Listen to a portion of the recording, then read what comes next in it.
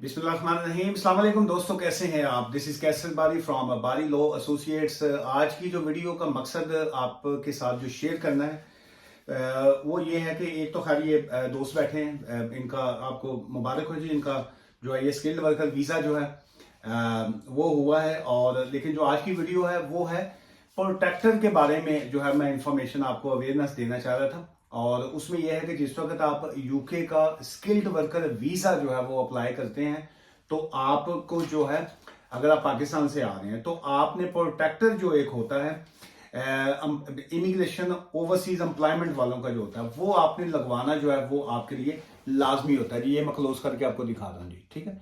सो ये यहाँ पे मैंने हाथ रखा है, चूंकि ज़्यादा प्राइवेसी भी होती है, लेकिन चूंकि ये खुद यहाँ पे मौजूद है और ये खुद आपको बताएंगे भी कि किस तरीके से जो है वो आप जब यूके का स्किल्ड वर्कर वीज़ा लेते हैं तो फिर आप किस तरीके से आपने प्रोटेक्टर जो है वो करवाना होता है। ये स्किल्ड वर्कर वीज़ा आ गया जी। अच्छा जी, ये बताइए आप इनको कि क्या आपको ये जो प्रोटेक्टर लगवाने में वहाँ पे कोई मुश्किल आई है, क्या हुआ? नहीं, मुश्किल तो कोई नहीं है। आपने सिर्फ ये करना है कि आपने यानी सर्च करें ना कि आप किस सिटी से हैं। इस्लामाबाद, लाहौर, मुल्तान, 4-5 जगह में इनके यानी सेंटर बने हुए हैं। आपने सिर्फ करना क्या है, सर्च करना है। आप यानी आपने जब आपका वीज़ा लग जाए, टिकट से पहले ये ज़रूरी है, क्योंकि जब अगर आप प्रोटेक्ट नहीं करवाएंगे, अगर आप एयरपोर्ट पर जाएंगे तो आपके लिए उधर मुश्किल बन सकती है, आपकी टिकट कैंसिल हो सकती है। आपने जस्ट करना ये है कि आपने कोई भी प्रोटेक्टर ऑफिस अपना सर्च करना है, उधर जाएं, उन्हें बताएं कि जी हमने अपना जो पासपोर्ट है वो प्रोटेक्ट करवाना है और हमने आज ही करवाना है। वो कह रहे हैं जी ठीक है, वो आपको कोई डॉक्यूमेंट्स वगैरह दे देंगे, आपने फिल करने हैं और उसकी 9200 रुपये तकरीबन फीस होगी। 9,200 जो है नौ जी, हजार दो दस सौ हजार रुपये कह लीजिए आप यानी जी। तकरीबन 10,000 कर लें, क्योंकि मैंने तो 4 माह पहले करवाई थी, शायद अब बढ़ गई हो फीस। आपने करना सिर्फ ये है कि आपने वो जो फीस है, उधर ही उनका बैंक भी बाकायदा बना हुआ है, आपने सिर्फ उधर जाना है, उधर अपने सारे डॉक्यूमेंट्स दे के आपने फ़ी पे कर देनी है। वो आपको एक यानी टोकन देंगे कि ये आपका टोकन नंबर है और आपने इस जगह जाना है, यानी उसी सेंटर के अंदर ही है, आपने इस जगह जाना है, उधर अपने डॉक्यूमेंट जमा करवा देने हैं।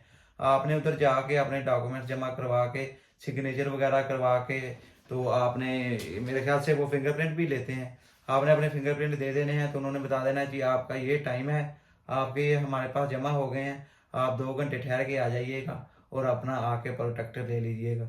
सिर्फ 2 या 3 घंटे के बाद उधर ही बैठे, उधर बकायदा उन्होंने बाहर रेस्टोरेंट भी है कि लोग अपना खाना वगैरह भी उधर खा सकें, बैठ सकें, एंजॉय कर सकें, उधर यानी हर फैसिलिटी अच्छा, उन्होंने दी है। आपने वो करवाया था जो पुलिस करेक्टर्स जो सर्टिफिकेट है जी वो वो भी भी मैंने करवाया? हाँ करवाया जी। है। अच्छा, ये जी देखने वालों को मैं एक और बताता जाऊं कि जब आप नॉर्मल स्किल्ड वर्कर वीजा आप ले रहे हैं तो वहां पे आपको पुलिस करेक्टर जो सर्टिफिकेट है, पुलिस रिकॉर्ड जो है वो नहीं चाहिए। लेकिन जब आप केयर होम का वीजा लेते हैं या आपका जो डिपेंडेंट्स हैं वो जब केयर होम का वीजा लेते हैं तो आपने दो चीजें जो है वो करना लाजमी है। नंबर वन, आपने पुलिस करेक्टर सर्टिफिकेट, वो वहां पे जो चेकिंग होती है कि जी आपके ऊपर जो कोई केस वगैरह दर्ज नहीं है, एक आपने वो करना होता है।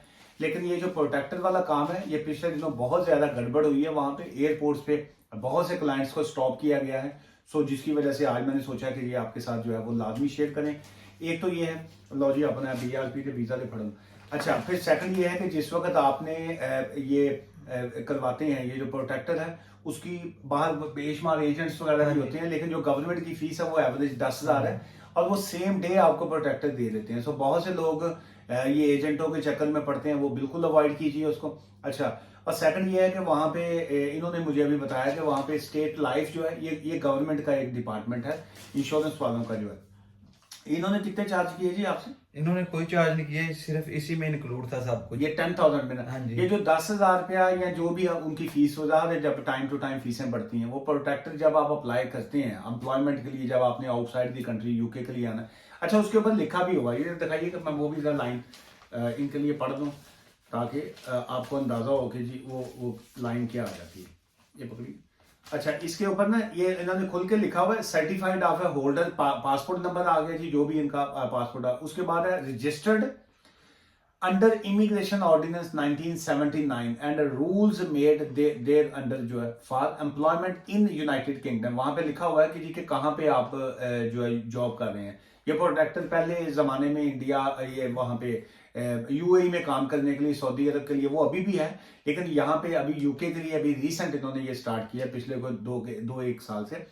सो उसमें employment in the United Kingdom आ गया जी, वहां पे कंट्री का नाम आ जाता है, फिर नीचे लिखा होता है कि एज किस काम के लिए, एज इनका जैसे आ गया केयर वर्कर जो है, फिर इनका रेफरेंस नंबर ऊपर आ गया, डेट आ गई, और इवन के आपकी जहां पे जिस कंपनी के आप एम्प्लॉयमेंट पे आते हैं उस कंपनी का नाम जो है वो भी उसी पे लिखा होता है, और ये गवर्नमेंट का बाकायदा उसके ऊपर लोगो भी लगा होता है, नीचे लिखा होता है प्रोटेक्टर ऑफ इमिग्रेंट्स जो है कहाँ के हवाले से, ये सारा जो है वो आ जाता है। और साथ ही जब आपने फीस पे की, और ये स्टेट लाइफ जो है, ये इंश्योरेंस कॉर्पोरेशन ऑफ पाकिस्तान जो है, ये उनकी जानब से है, ये वो आपसे इसी पैकेज में वो शामिल है।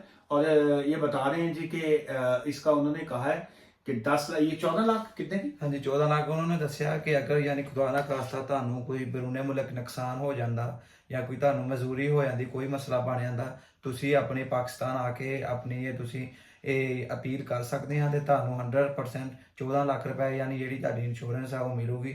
ਉਸ ਤੋਂ ਇਲਾਵਾ ਇਹ ਪ੍ਰੋਟੈਕਟਰ ਦਾ ਇਹ ਫਾਇਦਾ ਵਾ, ਅਗਰ ਜਿਹੜੇ ਵੀ ਤੁਸੀਂ ਮੁਲਕ 'ਚ ਹੈ ਤੁਹਾਡਾ ਪਾਸਪੋਰਟ ਗੁੰਮ ਹੋ ਗਿਆ, ਲਾਈਕ ਸਊਦੀਆ ਜਿਸ ਤਰ੍ਹਾਂ ਕਾਮਾ ਹੁੰਦਾ, ਯੂਕੇ 'ਚ BRB ਹੁੰਦਾ, ਅਗਰ ਤੁਹਾਡਾ ਇਹ ਗੁੰਮ ਹੋ ਗਿਆ, ਇਹ ਹਰ ਮੁਲਕ ਦੇ ਅੰਦਰ ਪ੍ਰੋਟੈਕਟਰ ਆਫਿਸ ਬਣੇ ਆ, ਤੁਸੀਂ ਉੱਥੇ ਜਾ ਕੇ ਆਪਣਾ ਦੱਸ ਸਕਦੇ ਮੇਰੀ ਆਹ ਚੀਜ਼ ਗੁੰਮ ਹੋ ਗਈ ਆ, ਉਹ ਤੁਹਾਡੀ ਹੈਲਪ ਕਰਨਗੇ, ਯਾਨੀ ਸ਼ਾਇਦ ਤੁਹਾਨੂੰ ਪਾਸਪੋਰਟ ਹੀ ਰੀਨਿਊ ਕਰਕੇ ਦੇਣ ਜਾਂ BRP ਦੁਬਾਰਾ ਯਾਨੀ ਤੁਹਾਡਾ ਬਣਾ ਕੇ ਦੇਣ, ਕਾਮਾ ਵਗੈਰਾ ਜੋ ਚੀਜ਼ ਤੁਹਾਡੀ ਗੁੰਮ ਹੋ ਗਈ ਤੁਹਾਨੂੰ ਉਹਦੀ ਫੀਸ ਨਹੀਂ ਪੇ ਕਰਨੀ ਪਏਗੀ।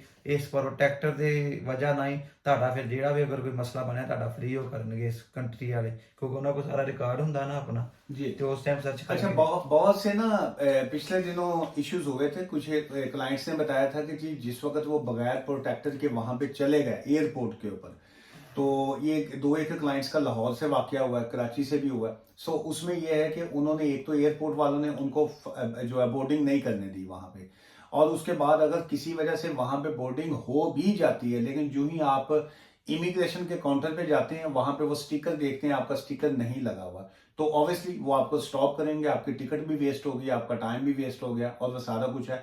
वहां पे इमिग्रेशन वालों से, FIA से या डिपार्टमेंट के साथ लड़ने से, गाली देने से या उनके साथ बदतमीजी करने का कोई फायदा नहीं है आपको, क्योंकि वो अपनी ड्यूटी कर रहे हैं। सो बहुत से लोग जो हैं वो मैं अक्सर देखता हूँ टिकटॉक पे या बाकी तरफ, वो वीडियोस बना रहे होते हैं कि जी आपको किसने कहा है जी आप क्यों हमें तंग कर रहे हैं। वो बिल्कुल तंग नहीं कर रहे हैं जी, डिपार्टमेंट्स वाले जो हैं वो अपनी ड्यूटी कर रहे हैं। सो उनकी ड्यूटी में शामिल ये है कि उन्होंने आपसे जो है ये जो सर्टिफिकेट है पासपोर्ट के ऊपर स्टिकर लगा हुआ वो उन्होंने देखना उनके लिए लाजमी होता है। वो देखेंगे तो फिर वो आपको जो है वो इमिग्रेशन करके फिर वो आपको निकलने देंगे। और सेकंड रह गया ये जो पुलिस सर्टिफिकेट है, ये इनका इमिग्रेशन से कोई ताल्लुक नहीं है, लेकिन जो यूके इमिग्रेशन है जिन्होंने आपको वीजा इशू करना है वो पुलिस सर्टिफिकेट उनके लिए मस्ट है, कंपलसरी है। वो अगर आप नहीं देंगे तो आपकी एप्लीकेशन जो है वो डिले होगी जी। सो इसलिए जो आज की इस वीडियो से मुझे भी इजाजत दीजिएगा। और ये इनका स्किल्ड वर्कर वीजा लगा था, तो ये जो है आज वैसे आए थे ऑफिस में मिलने के लिए, तो मैंने वो जो प्रोटेक्टर और बाकी चीजें जो देखी तो उसका फायदा उठाते हुए मैंने कहा मैं आपके साथ जो है वो इस नॉलेज को जो है वो शेयर करूं। तो इसलिए जब भी आप यूके का जो वीजा अप्लाई करें, चाहे वो केयर होम का वीजा है या आपका दूसरा वीजा है, नॉर्मल स्किल्ड वर्कर वीजा है, दोनों कंडीशनों में प्रोटेक्टर जो है वो मस्ट है।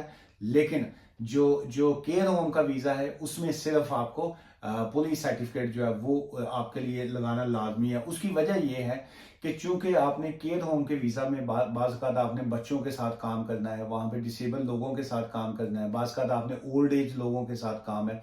सो चूंकि वो शॉर्टेज ऑक्यूपेशन में आता है, चूंकि वो वहां पे उनकी कैटेगरी डिफरेंट है, सो दैट्स वाई वो मोर वल्नरेबल टाइप लोग होते हैं कि जिनको मोर सिक्योरिटी या सेफ्टी की जरूरत होती है। सो जैसे हम यूके में जिसको DBS कहा जाता है, तो इसी तरह पाकिस्तान में जो है उसको करेक्टर सर्टिफिकेट कहा जाता है, जो कि आप के इसी बेस के ऊपर होता है कि जी आपके ऊपर कोई पुलिस केस दर्ज नहीं है, आप कन्विक्टेड नहीं है। सो उसमें भी कोई ऐसा कोई इश्यूज नहीं होते। आप जिस वक्त आप अपने लोकल जो SP ऑफिस है या वहाँ पे अपना जो पुलिस डिपार्टमेंट है, जब आप वहाँ पे जाते हैं अपने पासपोर्ट की कॉपी आप उनको देते हैं, आप अपना ID कार्ड जो है वो आप उनको देते हैं, और ये इस तरह जो है फिर वो आपको एक सर्टिफिकेट जो है ये एक इशू कर देते हैं कि जी के आप के ऊपर जो है किसी तरह का कोई केस जो है वो दर्ज नहीं है, जिसको कहा जाता है पुलिस करैक्टर सर्टिफिकेट, कि आप जो है वो क्लियर हैं और किसी तरह का कोई क्रिमिनल केस जो है वो आपके खिलाफ जो है वो दर्ज नहीं है। सो बहुत से लोग जिनके ऊपर अगर कोई एफआईआर या बाकी चीजें दर्ज होती हैं, अगर केस हैं, लेकिन जब अगर उनसे कोर्ट से जब उनको क्लियरेंस मिल जाती है नो कन्विक्शन का, तो तब भी वो उनको एक क्लीन चिट के तौर पे कहा जाता है। आज की इस वीडियो से मुझे और भाई को इजाजत दीजिए, दुआ में याद रखिएगा। Take care, bye for now, thank you.